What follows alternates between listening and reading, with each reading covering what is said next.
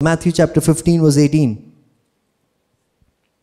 Matthew 15 verse 18. But what comes out of the mouth proceeds from the heart, and this defiles a person. मत्ती 15 का 18, पर जो कुछ मुंह से निकलता है वह मन से निकलता है और वही मनुष्य को अशुद्ध करता है. See, the story, the context over here is some of Jesus' disciples, they did not wash their hands and feet before having dinner. इसका संदर्भ ये है कि यीशु मसीह के चेलों ने हाथ नहीं धोया था खाना खाने से पहले. And these people came to Jesus and like, look at your disciples, they are not clean. और ये लोग आके यीशु से कहते हैं कि देखो अपने चेलों को वो साफ नहीं है. And Jesus tells them, the words that come out your mouth defiles you. और यीशु उनसे कहता है कि जो आपके मुंह से निकले शब्द है वो आपको अशुद्ध करता है. Yeah, is there an advantage? Is there profit in keeping your hands and feet clean?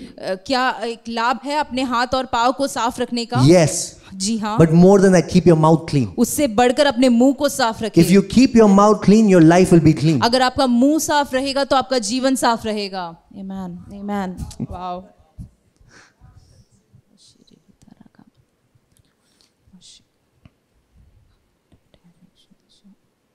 You don't just speak what you feel. आप केवल वो नहीं बोलते कि जो आप महसूस कर रहे हो. Don't speak what you feel. आप जो महसूस कर रहे हो आप वो नहीं बोल रहे होते. Please don't speak what you feel. आप बोली कृपया आप वो ना बोले जो आप महसूस करते हो. Think through the word. Don't think through your mind. Think through the word. वचन से सोचे ना कि अपने दिमाग से सोचिए. अपने भावनाओं से मत सोचिए, वचन से सोचिए. Think through the word. वचन से सोचिए. God has given you a brain so that you can filter things. People who don't have that filter are the ones who go through so many problems. आपको परमेश्वर ने एक दिमाग दिया है ताकि आप जो भी आपके दिमाग से आता है उसको आप छान सकते हो. So it is okay that you think negative things over here. इसलिए नकारात्मक चीजों को यहाँ दिमाग में सोचना ठीक है. It's okay when you're going on a rant over here. और अपने दिमाग में आप काफी चीजें अगर बोल रहे हो वो ठीक है. But filter it through the word. Let it not come from your mouth. परंतु वो उन बातों को अपने जुबान से आने ना दे. Amen. There were 12 spies who went to spy the promised land. 12 लोग थे जो वायदे के देश को देखने जाते हैं. जासूसी करने गए. When they came back, the 10 spies, they gave an evil report. जब वो वापस आए उनमें से 10 लोगों ने एक गलत रिपोर्ट दिया. But if you look at the report that they gave, परंतु अगर आप उन्होंने जो कहा उसको देखो, they did not lie. उन्होंने झूठ नहीं बोला था. The report that they gave was true in the natural sense. जो भी उन्होंने बोला अगर स्वाभाविक रीति से देखे तो वो सही था. Were the giants big? क्या दानव बड़े थे? Were the walls fortified enough? क्या वो दीवार बड़े थे? Did the enemy have the latest technology? क्या शत्रु के पास अच्छी टेक्नोलॉजी थी? Were they greater in number? वो क्या संख्या में ज्यादा थे? All what they said was true. जो भी उन्होंने कहा वो सही था. It was a fact. वो सब फैक्ट था. But God saw it as an evil report because it went against the promise that God gave. परंतु परमेश्वर उसे गलत और शैतानी विवरण बोलता है क्योंकि वो परमेश्वर के वचन के खिलाफ जा रहा है. When you speak anything that you see in the natural, but if it goes against what God has spoken, you are giving an evil report. जब आप परमेश्वर के वचन के खिलाफ एक विवरण देते हो तो वो एक शैतानी विवरण है. You'll not hear a handing ovation. Oh wow, you did a nice research. Wow, no. आपका तालियों से स्वागत नहीं होगा कि आपने अच्छा विवरण दिया. Heaven sees it as an evil report. और स्वर्ग उसे शैतानी विवरण समझता है. So just because you see something in the natural doesn't mean that you need to speak it out from your mouth. इसलिए आपने कुछ स्वाभाविक रूप में देखा है तो इसका मतलब ये नहीं है कि आपको उससे बोलना है. Are you hearing this? क्या आप सुन पा रहे हैं? It is an evil report. ये एक शैतानी विवरण था. Anything that you speak which is contrary to the word of God is an evil report. अगर आप कुछ भी ऐसा बोलते हैं जो परमेश्वर के वचन से परे है और उल्टा है तो वो एक शैतानी विवरण है. Yeah. If you say, अगर आप कहो, I'm sick.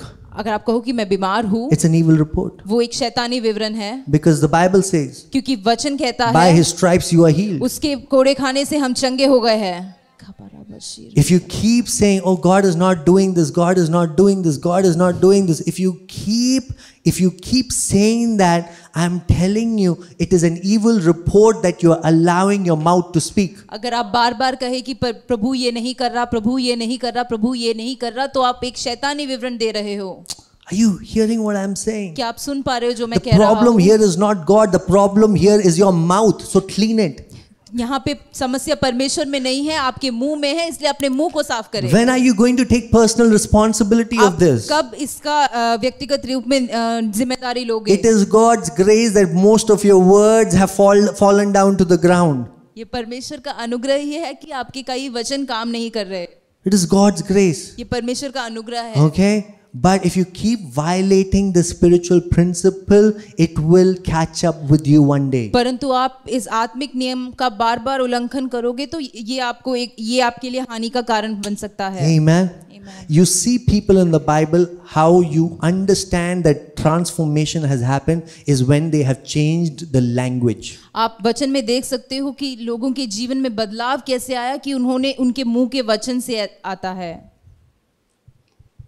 The Samaritan woman, जैसे कि शमरी स्त्री, when she initially began to have a conversation with Jesus, she was very negative. जब वो यीशु मसीह से बात करना शुरू करती है तो वो नकारात्मक बातें बोलती है. But somewhere in her encounter with Jesus, something clicked, and now she is speaking words of faith. और उस बातचीत, उस मुलाकात में वो कहीं ना कहीं वो उसके वचन बदल जाते हैं और उसका जीवन उससे बदलता है. Your language will reflect your maturity. आपकी जो भाषा है वो आपकी परिपक्वता को दिखाती है. Do you know how many people I know who are like in the Bible throughout the day, but the words that comes out of their mouth, you wonder what's written in that Bible.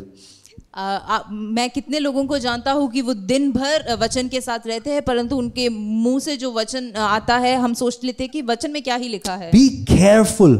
इसलिए ध्यान रखें. Be careful. ध्यान रखें. God told Moses that Joshua and Caleb had a different spirit. परमेश्वर ने मूसा से कहा कि यहोशू और कालेब के अंदर एक अलग आत्मा है. Why? Because they spoke the word of God. They did not speak what they saw. They spoke God's word. क्योंकि उन्होंने वो नहीं बोला जो उन्होंने देखा, परंतु उन्होंने परमेश्वर के वचन को बोला. Ephesians 5:1 says, imitate God as your father. इफिसियों 5:1 में कहा है कि परमेश्वर को अपने पिता के समान उससे नकल करे. How does God speak? और परमेश्वर कैसे बात करता है? I'm telling you, if God started speaking as you spoke, this world would not begin to begin with. God does not speak what he sees. परमेश्वर वो नहीं बोलता जो वो देखता है. He speaks what he wants to see. और वो बोलता है जो वो देखना चाहता है. Genesis 1:2 says, and the earth was void, it was dark, it was formless. God saw that, but he did not speak that. He said, let there be light. उत्पत्ति 1 में इस प्रकार से है कि परमेश्वर ने देखा कि पृथ्वी बेडोल सुनसान थी, परंतु उसने वो नहीं बोला, परंतु उसने कहा कि उजियाला हो और उजियाला हुआ. How does God speak? और परमेश्वर कैसे बोलता है? He speaks what he wants to see. वो बोलता है जो वो देखना चाहता है. You know, Abraham is known as the father of faith because he believed in a God who could speak into dead things and it will come alive. He could speak into things that do not exist, but they can come into existence. Abraham को विश्वासियों का पिता इसलिए कहा जाता है क्योंकि उसने एक ऐसे परमेश्वर पर विश्वास किया जो नहीं है, ऐसी चीजों में से चीजों का उत्पन्न कर सकता है. Amen. Amen. Meaning, can you believe, like, irrespective of who is telling what, Amen. their report doesn't matter when God has given you another report.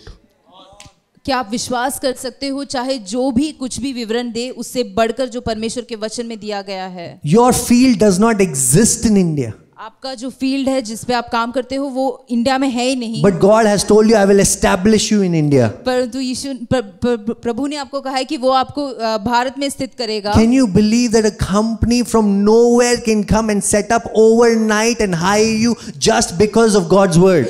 क्या आप विश्वास कर सकते हो कि कंपनी कहीं और से आकर यहाँ पर आप यहाँ पे होगी और आपको उस कंपनी में काम करने का मौका मिलेगा? That's why Jesus said all things are possible for those who believe. इसलिए यीशु ने कहा कि सब चीजें संभव है उनके लिए जो विश्वास करते All हैं। things are possible for those who believe. सब चीजें संभव है उनके लिए जो विश्वास करते हैं। Amen. Amen.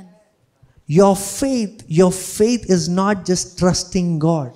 आपका विश्वास केवल ये नहीं है कि आप परमेश्वर पर भरोसा करते It हो, begins with trusting God. पर उसकी शुरुआत परमेश्वर पर भरोसा करने But से होती है। biblical faith is not a noun, it's a verb. परंतु जो वचन में जो विश्वास के बारे में बात किया गया है वो नाउन नहीं है, वो एक वर्ब है, वो एक क्रिया है। It's a verb, it's an action. वो एक क्रिया है, वो एक काम है। So faith can begin with trust, but it needs to do something. वो एक भरोसे से शुरू होता है, परंतु उसके लिए कुछ करना Your होगा। faith will do something. आपका विश्वास कुछ करेगा। And before you do something, you need to speak. और कुछ करने से पहले आपको बोलना पड़ेगा। Because what you have not spoken, you cannot do. क्योंकि जो आप बोलते नहीं हो वो आप कर नहीं सकते। If you don't have the boldness to speak against Goliath, you will not have the boldness to fight him. अगर आपके अंदर वो दृढ़ता नहीं है कि आप गोलियत से बात करें तो आप उससे लड़ नहीं सकते। You know, one paralytic guy was brought by breaking the roof. एक पैरालिटिक व्यक्ति लेके आया गया था छत तोड़कर, And his 4 friends did that. और उसके 4 दोस्तों ने ये किया। His friends did that. उसके दोस्तों ने ये किया। You know something, before they did that act of faith, they talked among themselves to do it. उन्होंने ये करने से पहले आपस में बात करी है। So if you can't speak in faith, you will not act in faith. इसलिए जब तक आप विश्वास में बोलोगे नहीं तो आप विश्वास में काम नहीं कर The पाओगे। paralytic man was not healed because of his faith, he was healed because of his friend's faith. वो अपने विश्वास की वजह से चंगा नहीं हुआ, परंतु अपने दोस्तों के विश्वास की वजह से वो The चंगा Bible हुआ। says Jesus saw their faith. वचन कहता है कि यीशु ने उनके विश्वास को देखा। Your faith can be seen. आपका विश्वास दिख सकता है। Your faith can be proclaimed. आपके विश्वास की घोषणा हो सकती Your है। faith is not just an internal thing that is happening inside. आपका विश्वास केवल आपके अंदर नहीं रहता है। It begins with trust, but it will overflow into speaking and action. वो भरोसा करने से शुरू होता है, परंतु वो उमड़ता है जब आप बोलते हो। Amen. Hallelujah. Sign of strong faith. Give glory to God always. Balwant विश्वास का चिन्ह है कि आप परमेश्वर की हमेशा महिमा करते रहो। Don't let the devil be enthroned in your life. ऐसा शैतान को मौका ना दे कि वो आपके जीवन में विराजमान हो। You want to see God move? आप देखना चाहते हो कि परमेश्वर आपके जीवन में काम कर रहा Give है, glory to God. परमेश्वर को महिमा दे। So what do I do when things are getting bad? तो मैं ऐसा क्या करूं जब चीजें गलत हो रही है? Increase the dosage. तो अपना डोसेज को बढ़ाए, Give him more glory. परमेश्वर को और महिमा दे। Because you know what? When the devil is attacking you, he cannot sustain an attack.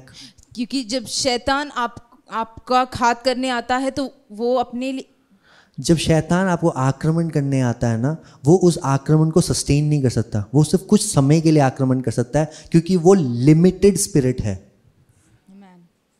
Think about this, if the devil is attacking you, he can not attack you forever. अगर शैतान आपका आक्रमण कर रहा है तो वो हमेशा के लिए आपका आक्रमण नहीं कर सकता। So the devil came to tempt Jesus. इस शैतान यीशु को टेम्प्ट करने आते हैं, And then he leaves. और वो चले जाता And है। the Bible says he leaves him for a time. वो वचन कहता है कि वो कुछ समय के लिए उससे दूर हो गया। And then comes back again at the Garden of Gethsemane. फिर दोबारा से वो गेत्सेमने के बाग में आता है। So the devil cannot keep attacking you. He'll come in seasons and spurts. कि शैतान हमेशा के लिए आपका आक्रमण नहीं कर सकता, वो समय समय पे आता है। Because he gets tired. क्योंकि वो थक जाता He है। is limited. क्योंकि वो उसमें उतना ही सामर्थ्य है। But you have a limitless spirit of God.